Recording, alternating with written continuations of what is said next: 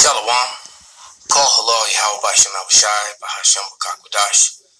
Double honors unto the apostles and the elders. Salutations to all my fellow laborers doing this work in truth and sincerity, risking their lives and their freedom to do so now more so than ever. To the scattered elect that are scattered around the four corners of the earth, and be like unto the speckled bird, the Israelite foreigners, and to the Aquath that are listening and learning to you, I say Shalom.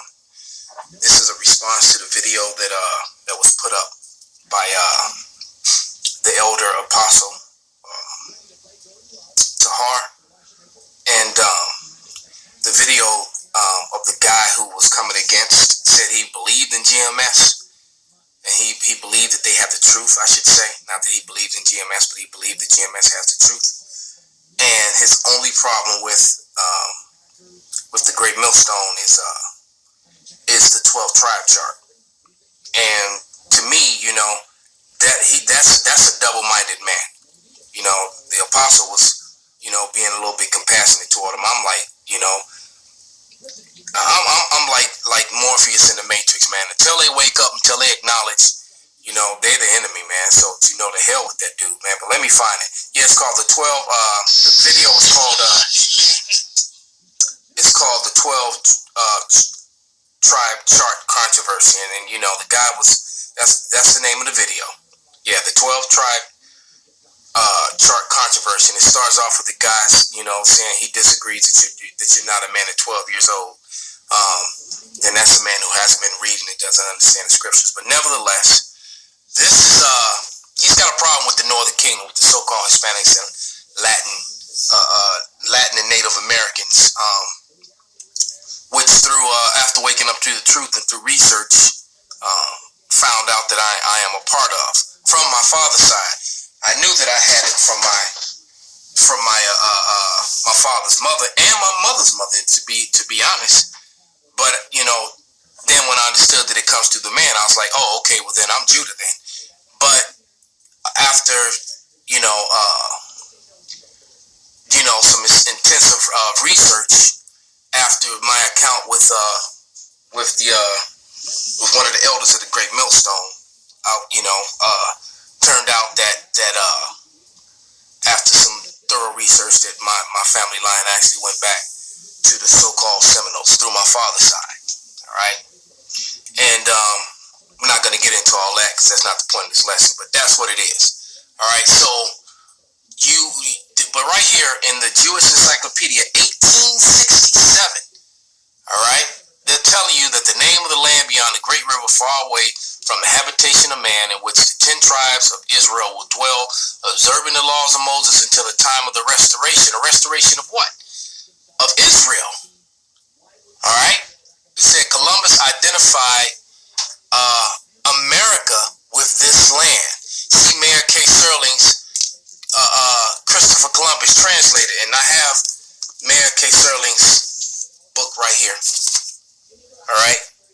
And I've gone into this book many a times, all right? And this was translated into English, and they have a whole section from page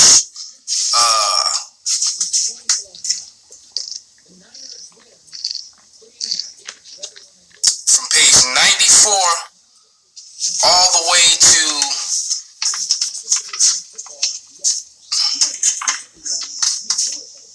page 99, which is called, and I've got plenty of notes in this book, called Indians and Israelites. That's what that section, and it talks about Louis de Torres, the elder apostle asked for the name of the interpreter, and there he is, Louis de Torres. All right, so Indians and Israelites. It's all so. Nevertheless, what these scholars have said for many years, for hundreds of years, is that they are more than aware that the natives are indeed of the tribes of Israel. And on this book, and in these notes, I have 17 different sources written down of different scholars and authors who have written about it, and not just writing about it because of what they think and feel, but presenting the evidence and the proof, man. So people like that can't get past the carnal. They're fleshly, they think fleshly, and they think about what they see with their eyes. All right. Let me grab a quick scripture, because we tell here that the 12 tribes got scattered to the four corners of the earth among all people. There are too many scriptures to say that. So if they got scattered among all people, that's including people that don't look like you. And when those sperm lines survive within those people that don't look like you, someone who might be Asian or white, that sperm line is still an Israelite sperm line. I can't understand what is so difficult for that with niggas. Because see, people that don't get it, it's not that he didn't fully wake up. Most time maybe you don't want him to wake up.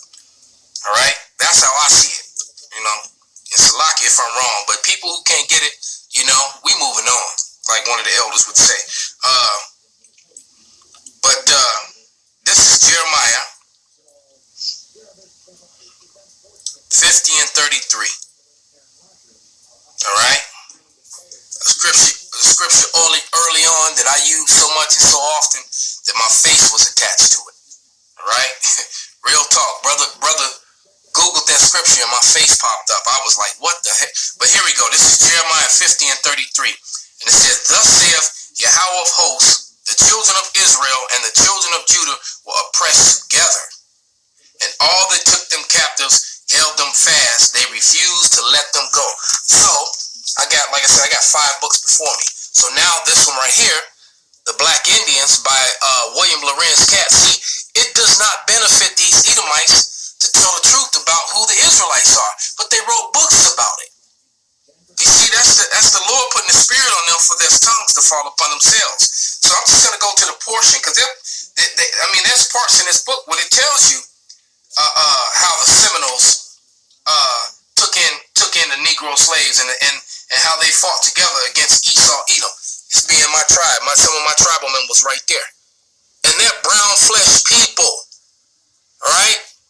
Brown flesh. They stand next to Negroes and their skin look the same. You know, I had a so-called Mexican do that over the weekend. You know, he was trying to say, oh, but you're black. And I'm like, and then he put his arm up and he was darker than me. How the hell you gonna call me black? I don't want to get out of focus. Get back into focus. There we go. He's on that bullshit. They be messing with my camera, I'm telling you, man.